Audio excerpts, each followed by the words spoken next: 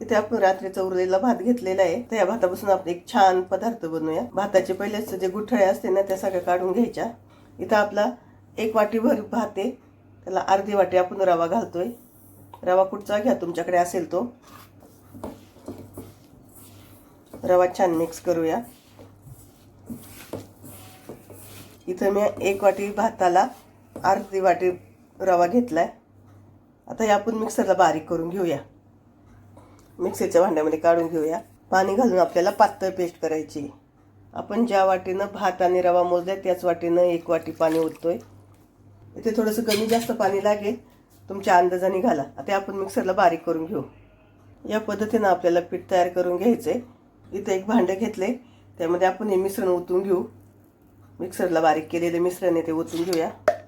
अगदी सगळं काढून घ्यायचं आणि याच्यावर झाकण ठेवून आपण अर्धा तास असंच ठेवून देऊया. इथं भात आणि रव्याचं आपण मिश्रण केलं होतं, त्याला अर्धा तास झाले ठेवून. त्यामध्ये आपण चवीनुसार मीठ टाकणार आहे आणि सोडा मिक्स करून घेऊया.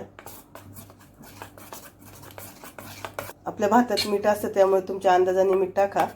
तवा तापला त्यावर आपण छोटे छोटे असे पॅनकेक घालून घेऊया.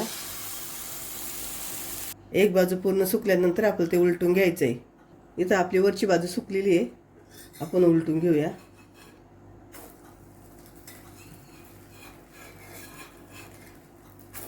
बघा किती सुंदर तयार झाले तिथे आपले पॅनकेक. पण छोट्या मुलांसाठी काहीतरी वेगळं खायला पाहिजे म्हणून आपण हे बनवले. अगदी छान झाले. तुम्ही पण तुमच्या मुलांना हे करून द्या. अगदी एका घासात एक खाणार. तुम्हाला पाहिजे ज्या पिठात तुम्ही आंबोळे करू शकता. एकच मोठं घातलं तरी चालते.